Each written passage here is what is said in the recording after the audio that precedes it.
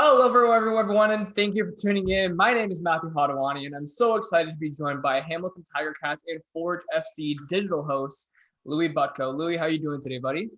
I'm doing well, man. It's good. It's good to see you. Good to see you, too. We were kind of talking right before we started here. You said it's a little different being on the other side of this. It's very strange. It is very strange. Me not having to want to hit the record button. Me not having to prepare the questions myself. So yes, it's a little bit different here being on the other side. Well, speaking of the questions, we'll get right into it here. So you started your career at Niagra College, taking their journalism course there. Was sports kind of the area you always ended up seeing yourself in? It's a good question. Yeah, because I mean, I started my post collegiate activities, or I guess post high school. I started at Brock University for business, and I figured business administration would be my thing, and that I liked talking confidently, and I liked wearing suits, and I figured being a business executive would be the best way to do that. And then I got into first year, and then there's a lot of math and business that nobody kind of prepared me for. That's not fair to prepare me for that. I wasn't prepared for. And so by year one, I realized that business wasn't my strong suit. And then I kind of based on the prerequisite that you got to talk confidently and wear suits, I figured sports or broadcasting would be the next best thing.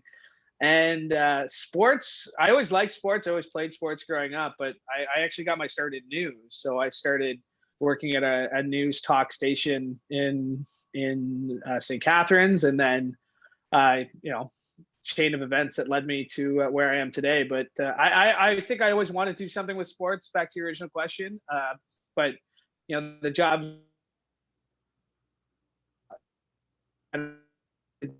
You and I guess at that point. Yeah, I mean, your background is in radio predominantly, and you spent a couple of times with some different networks, including TSN 1150, which is no more. But what did being in radio teach you about kind of interviewing, conducting yourself on air, which is what you're doing now? Yeah, I started as a newsroom intern at 610 CKTV. In St. Catharines. So that was kind of one of those jobs that I was kind of thrown into the fire, or an internship where I was kind of thrown into the fire. And it was a lot of cold calling. It was a lot of, calling police and fire, and emergency services, wondering, what that siren was, or following up on press releases and things like that. So, I think right away it taught me to always be prepared. It taught me, the importance of preparation, of knowing your questions in advance, of what's the messaging you want to get, what's kind of the main focus from an interview, because sometimes you'd only have 30 seconds with somebody. Sometimes you'd be in a press conference a media conference with 100 other outlets, and if you do get a question in, then you have to make sure it's a good one. So it really makes you it really made me more selective about the questions I asked, and back to the further point, going into the interview with a sense of what you're trying to get out of it. So whether it's a full interview with somebody you got one-on-one for 10 minutes, or like I said, whether it's a 10-second question that you might get, you kind of have to know what your story is going into it, and that comes down to being prepared and really knowing the subject backwards and forwards. Yeah, especially in scrums too. I mean, you only maybe get one question. You got people over your shoulder, there's bumping, and you really got to be concise and kind of, like you said, go in there and know your story. What was it like co-hosting Ticats today and being able to spend time with people like Marshall Ferguson, Kyle Mello, and the legendary Jim Taddy? Yeah, the legendary Jim Taddy. I remember the first time I met Jim Taddy. The station hadn't launched yet, and it was kind of, they were doing something back at Tim Hortons Field. We had never met before, and I knew that I'd been hired as his producer. And the first thing he said to me was, be ready with 3 ideas and 3 guests every day. 3 guests, 3 ideas. That's what I need from you every day, every hour. And it was kind of being thrown into the fire. So, working with him as his producer to start was a lot of fun. And obviously, like you said, he's a legend. And I remember telling my dad, like, once I got the job at TSN, he's like, oh, who else is there? And, Milty was there. Marsh wasn't really as well known to start at the station. But as soon as they said Jim Taddy, his ears perked up, and he was, he had watched him growing up on Sportsline there. So the opportunity to get to work with Jim Taddy, just to see the way he operates, and I mean, go back to Prepared. That's a guy who goes in with his stacks of paper. He knows what he's going to ask. He knows what his show is going to be, and he's a legend. And in terms of Marsh and Mello, they, I worked closely with Marsh as his producer on Marsh and Milty, and Kyle, to see what Kyle's done, just kind of rising through the ranks there.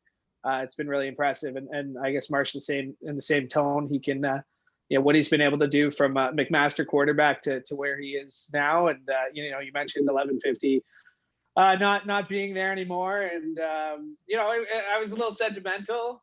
Obviously, my time there ended, I guess, similarly to the way theirs did. They didn't shut the whole station down when I got. I thought they were going to, but they didn't. But obviously, I know you had kind of spent some time with the Ticats and the station. It really was. It was a special place.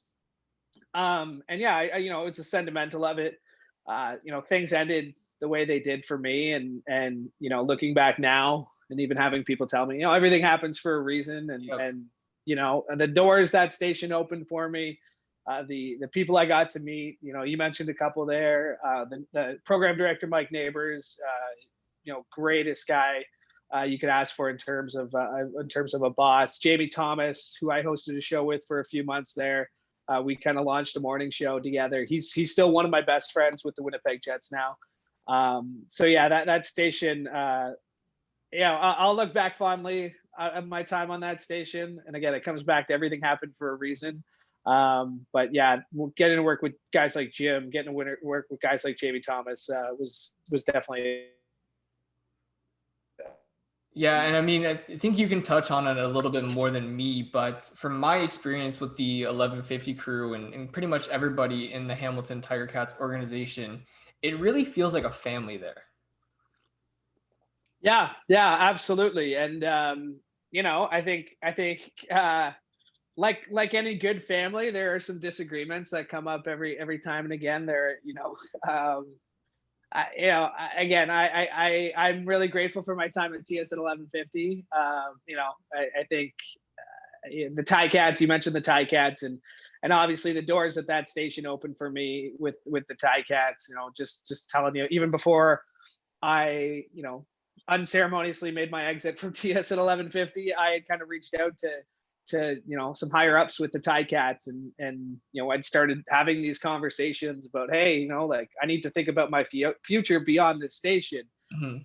And that happened months before my time came to an end there. So the doors had opened, and being able to maintain those connections, and being able to leave on a good page with a lot of people, and whether that's people within the Tiger Cats organization, some people at TS 1150 as well. Like I said, I wouldn't be where I am. I wouldn't be talking. I wouldn't have all this Hamilton Tiger Cat stuff behind me. I don't know if I'd be in broadcasting, right? You look at the way this world goes. It's tough to find full-time jobs, and thankful for my time at yeah, man. Like I said, I know you're passionate, so that you got that in your corner, which is always good. But yeah, it's my time at 1150, the people I met there, like I said, it really is a family atmosphere, really in Hamilton sports. And like you touched to, I think we understand we're not Toronto. I think it's appropriate to say that that we're not Toronto. We don't try to be Toronto, but we're passionate. And even the city of Hamilton, right? Like I'm wearing my Niagra College shirt here today, and I grew up in Niagara. I grew up in St. Catharines. I live in St. Catharines, but Hamilton has become home. The people you meet there. I'm the first one to kind of step up for it when people start talking smack about Hamilton, right? I think it kind of gets a reputation outside the city, which I think is totally undeserved. So it really does grab a hold of you, and the city of Hamilton, and like I said, I'm its first defender when people want to start talking smack about my city. I'm one of the first ones to jump in there to defend it. Yeah, I completely agree. I mean, when the consensus around Hamilton is, like the hammer and, this very rough and tumbled place, but it's truly unique, and you kind of touched upon it there. But what is it like covering sports in a city that's kind of close knit and so neighborly? Yeah, it's like you say, it's passionate, and like it almost puts the pressure on you a little bit more. And now that 1150's gone, I feel like there's even more pressure, right? Like, but there's guys who come before me, and even guys now, and the people I've gotten to work with, who haven't necessarily been at 1150, the Terry Pekoskis, or Steve Melton, who I mentioned, the Scott Radley, Drew Edwards before him, like everything I learned about this city and everything I learned about covering this city, I learned from those people. And it really is the fact that, this city cares about their team, right? Like you go to a Ticats game on game day, like that's a scene out of a movie, right? Like the streets lined up, people parking in the lawn, the tailgating in the driveways, like most cities don't have that. Most cities don't have something like that to embrace. Even Saskatchewan, the stadium's way out. The Rough Riders play way out of the city, not way out of the city, but it's like a 15-minute drive from kind of where everything else is. And even NFL games, there really is something special about Hamilton, and the passion that the fans have for their sports. And I will say that they've been treated. They've been lucky to some great teams in the last few years that luckily that I've been able to cover too. And whether it's the Hamilton Bulldogs, the Ticats that went perfect at home a few years ago, or the Forge FC, they've been treated to some good sports teams. And I'd be remiss if I didn't mention my friend Mike Moriali and his CEBL, and the Hamilton Honey Badgers, who are also making their name on the global stage of basketball here. So. Yeah, man. The thing about Hamilton fans is that they are passionate. They'll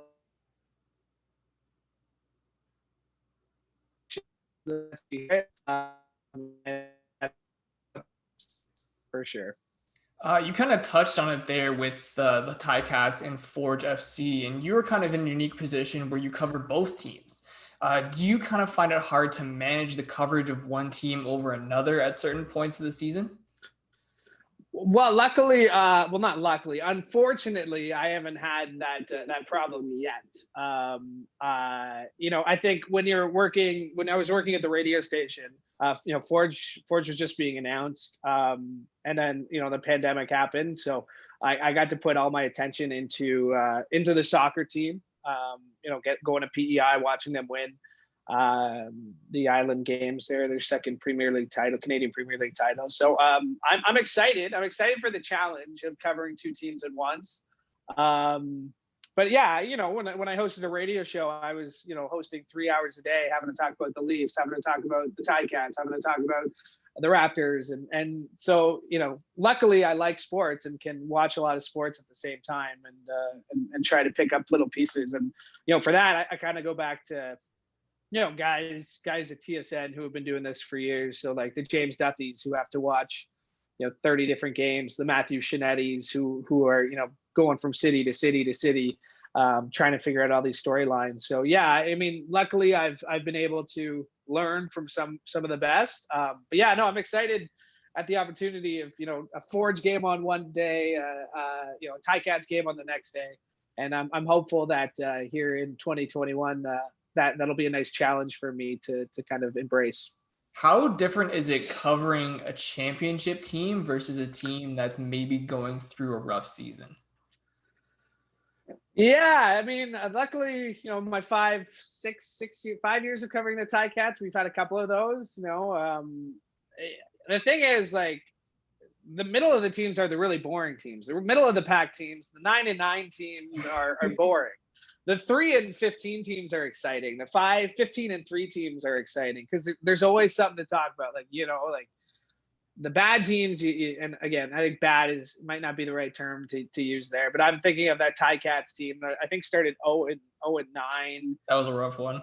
Yeah, they were in Alberta, and there was a fight at practice or something like that. And I remember, I think talking to Drew Edwards every day during that season, or almost every day during that season, and it was interesting, right? Like you always had something to talk about. There was always something going on. So I mean, there are a lot of similarities. So like I'll take a good team. Obviously now especially now I'll take a good team over a bad team.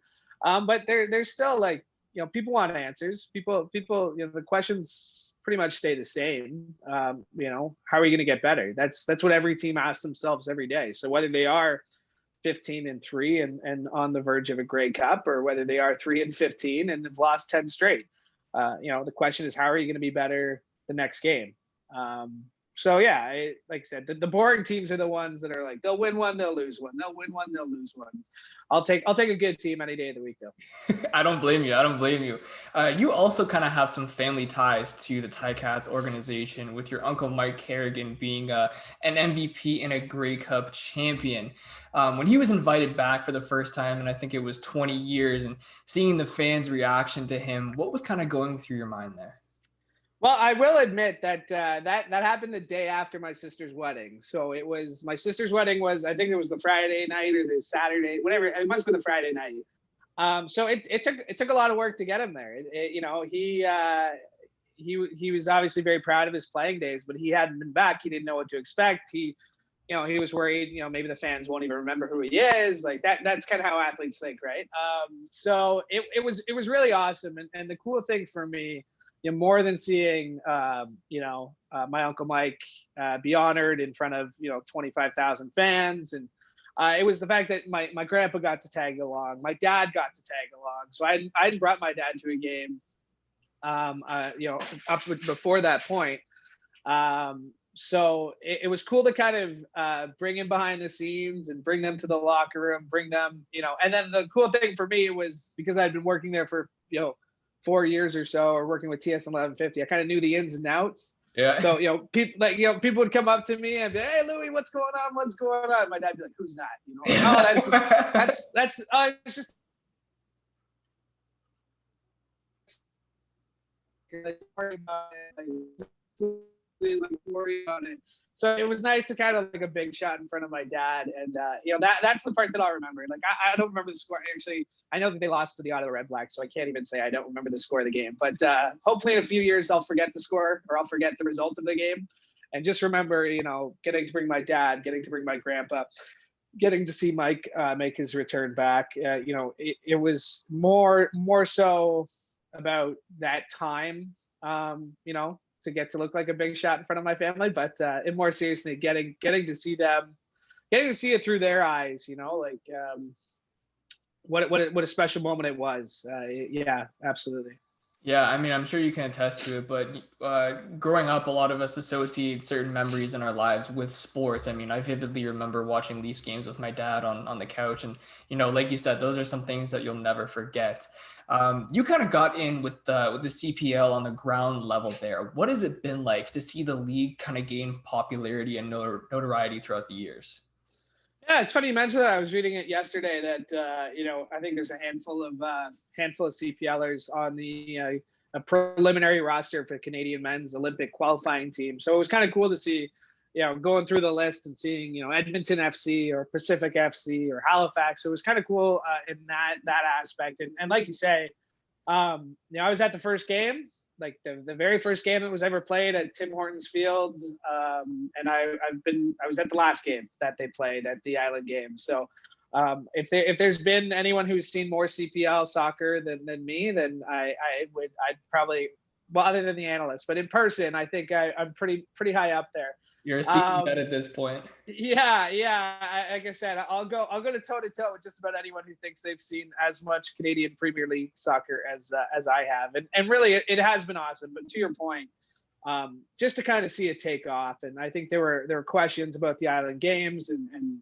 I think they answered them, really well. I think, people were telling me, oh, like they were watching it on CBC, being like, is this where you're at? Like, is this where you are? And I'm like, yeah, just look for me in the corner or something, right? But more than that, like just the soccer on the field has been so fun to watch. And I think even for a casual sports fan who maybe, like, I was never into the Premier League. Mhm. I got in MLS a little bit. Like I was at a couple of TFC playoff games. I went to the opener a few years ago. But to see it up close and just how accessible the guys are too, right? And I think that goes to the CFL's point where it's, these are guys that really care about the sport, who want to see it grow, who want to see it do well, and just to be able to be a fan and Kyle Becker's out there signing autographs for 30 minutes after a game. This is a guy who's played for the Canadian Canadian men's national team. Played for TFC. Kwame Awuwa was a MLS super draft pick. And these guys really want to see the game grow and to see it grow and to see, like you said, the names on the Canadian men's national Olympic qualifying team. It's been really cool. And I think, we're at the ground floor, and I still think there's a lot more ways to grow for this league. And you just look at soccer in Canada right now. I think, like I said, we're at the ground floor. And I'm happy to be on the ground floor, but I can't wait to be on the penthouse suite in a few years. Yeah, it's absolutely taking off, and I think it just goes back to the accessibility of the sport now, especially with the CPL. But bringing this back to yourself for a minute here, obviously you kind of touched on the pandemic at the beginning of this, but how has that pandemic really affected your role within the organizations that you work for? Yeah, I mean, I think the whole team, and like when I mentioned the team, I think the content team that I work with is one of the best in the business, and I'm very fortunate to work with a lot of very talented people, who kind of like we get to push each other, and we get to I think it's been I don't even want to use the word challenge because that's people have gone through challenges during this Mhm. pandemic. People have gone through hard times. I think, we kind of push each other to be better every week. And I just came off a content meeting and it was, okay, what are we going to do? What are we going to do now? So I've been fortunate that my role hasn't changed too much. I still get to be kind of, I don't want to say the face of the franchise because that would be That's pretty fair. unfortunate. I would say that's Yeah, it's pretty unfortunate if we're using my face for the face of the franchise. But no, I still, just think get it and getting the opportunity to try things that maybe during the season we wouldn't be able to do. Mhm. So I'm not sure if there's so much of a challenge that's come with it. I don't think my role has changed, and I'll be completely honest. I was only in this role about 2 months before the pandemic started, so I don't know. I really don't know what the role is like in non-pandemic times. I've been here a year, and like I said, I've been here a year, and 2 of those months were in the office. The rest of it's been at home. So I'm excited to find out what this job is going to be like once we get some games on the field in the pitch. Yeah, I mean, you really have nothing to compare it to, but I don't want you to give me That's any kind of it. insider trading tips or get yourself in any trouble here. But with the CFL season starting in a little bit, what can we expect out of you guys content wise? It's a good question, and I think I think we had a lot of fun ideas going into last season, and I think with the shuttering of TSN 1150, I think there's opportunities here for I think we have to push ourselves to deliver even more content Hmm. for fans. So whether that's a soon to be released or soon to be announced podcast or something like that. I don't know. I'm just like I said. I think that's kind of in my natural wheelhouse. Especially considering I did host a show called Ticats Today 5 days a week for 2 years. I'd really like the opportunity. I think just again, it's going to go back to accessibility because there's a lot of unknowns heading into the season. Hmm. And I think to be able to deliver fans more content, informing content, and again bringing them closer to the game, because that's kind of how I pitched my job. Like I just kind of want to be that middleman between the fan and the players, and the fan and the team. So yeah, I think we got. I don't want to build it up, but I think we got some cool things working in our sleeves. And like I said, the fact that I work with 5 of the most talented content people I've come across in broadcasting. it makes my job easy. They make me look good, right? And that's, like I said, that's a bit of a challenge, but they do such a good job.